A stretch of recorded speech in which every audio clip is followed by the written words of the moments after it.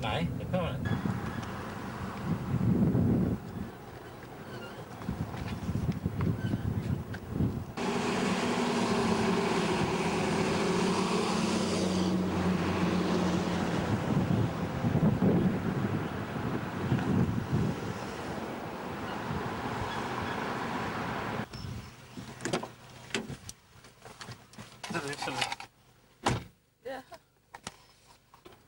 Han väljer kvar väl? Jag tar bara stillbilder Ja. alltså.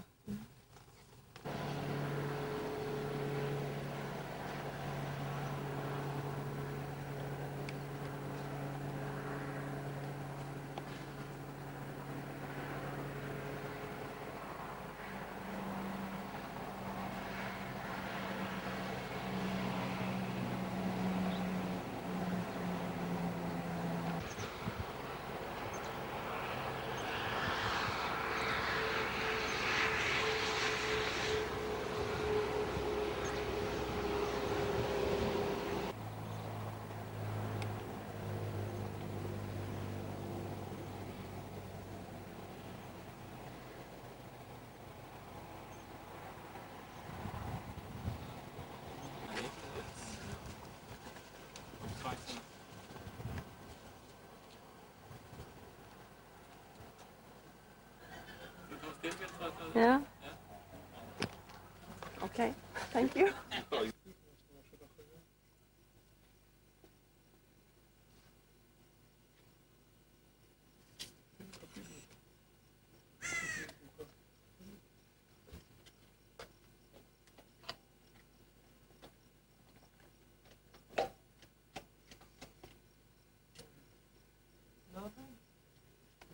Hearst Estate, grapevines and fruit trees grew up the sides and across the top, providing shade from the hot summer sun. The Hearst Corporation still owns this part of the hilltop, and it is not open to the public.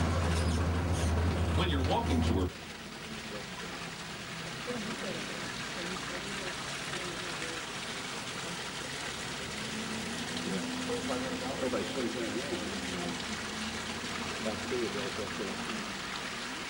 Any questions? Back to you. 10 feet deep on this one. You're going to have to be up on the fire. You're going to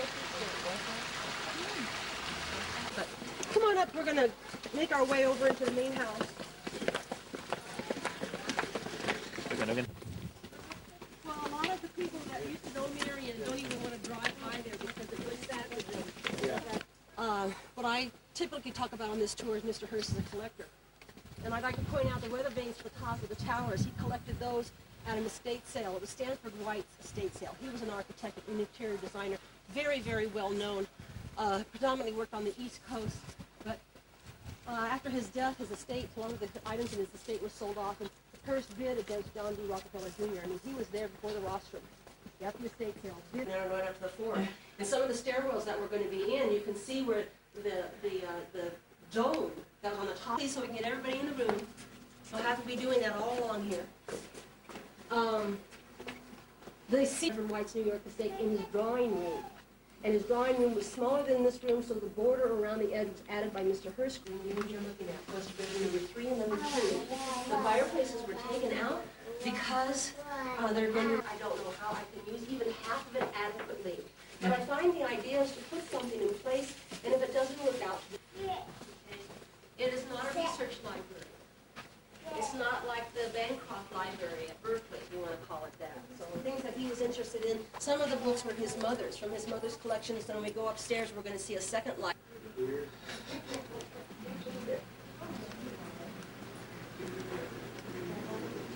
Hearst's bedroom. This is your host's bedroom. If you work for him, you call him the chief.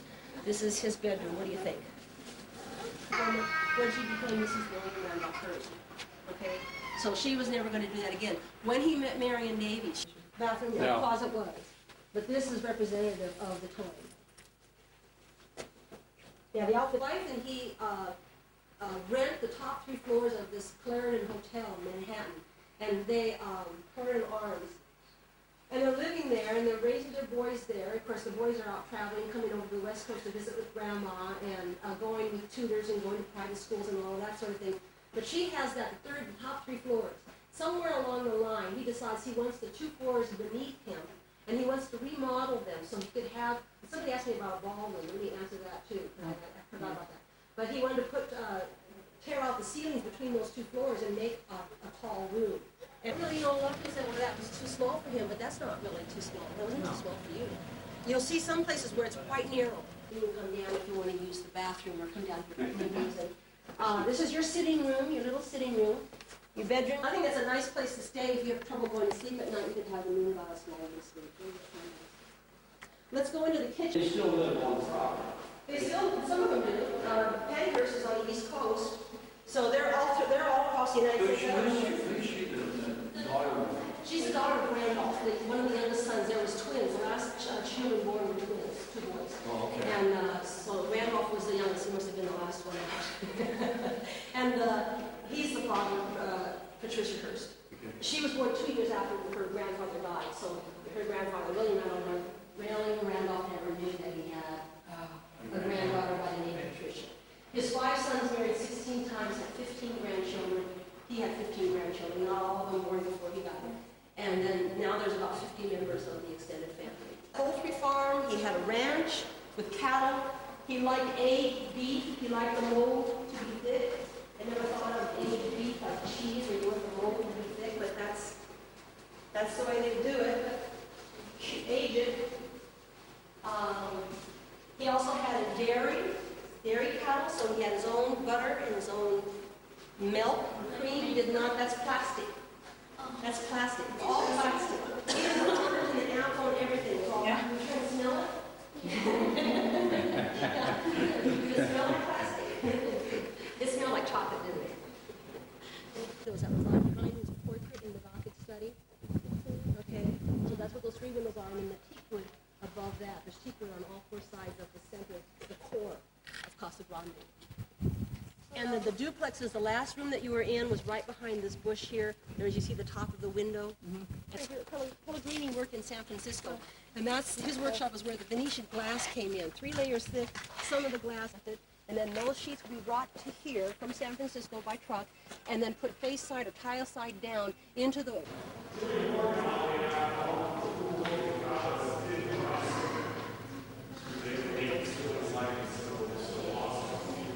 There is a shallow section that's in the center. It's behind the diving platform. If you take one wrong step, there you go 3 feet, 10 feet. That center section at nighttime, illuminated only by the light bulbs underneath the alabaster lampposts, is pretty glorious looking at night. And at Hearst Day, the pool was heated, so when a cooler heating, a little bit of mist would rise up off the water. And what this area is known for by the guests was that it was the romantic rendezvous spot at 2 o'clock in the morning. If you ever get a chance to visit the property again on an evening tour that we had during the spring and the fall, it's worth it alone just to see this room at night.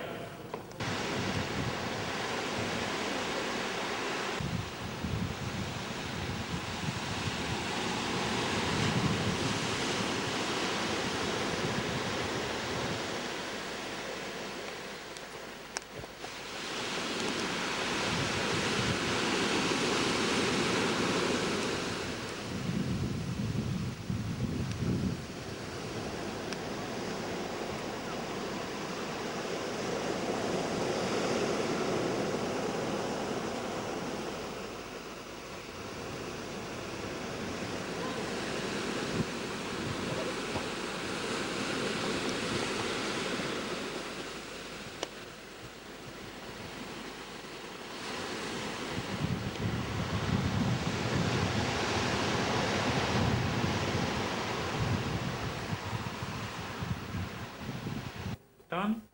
Yeah. Okay. Ja.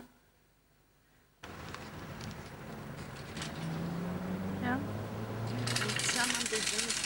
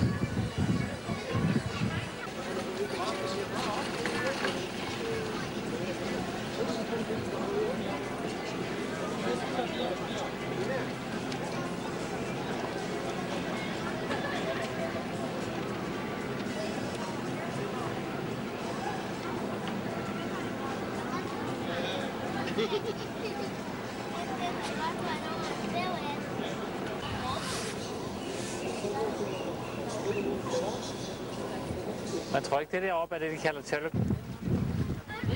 Nej, jeg tror, der var rigtigt.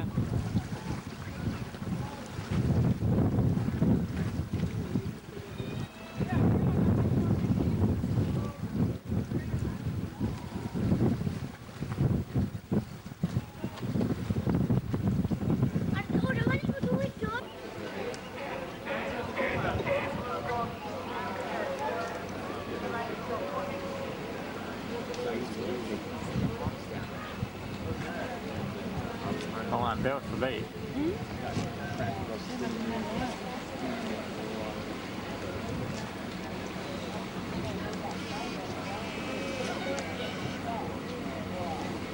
Det är de helt vana vid. Det får jag inte om.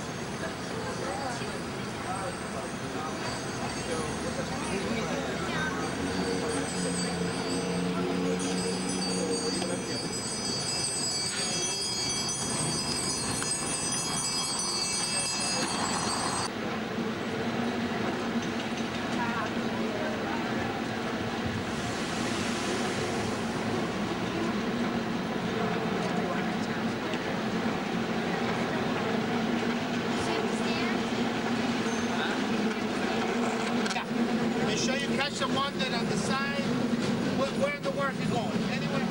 Okay, whichever one comes first. Just catch it. You're right here on the right, on this side, okay? There's a brick building there. You wait right in front.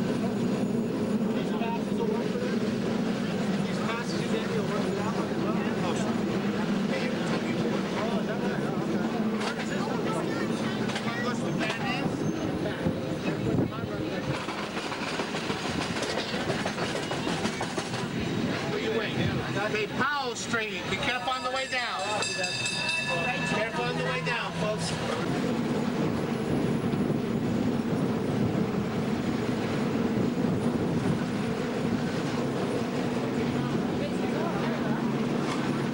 Atento riktigt.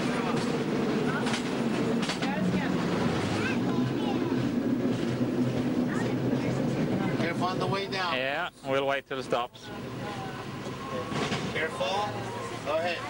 Mason.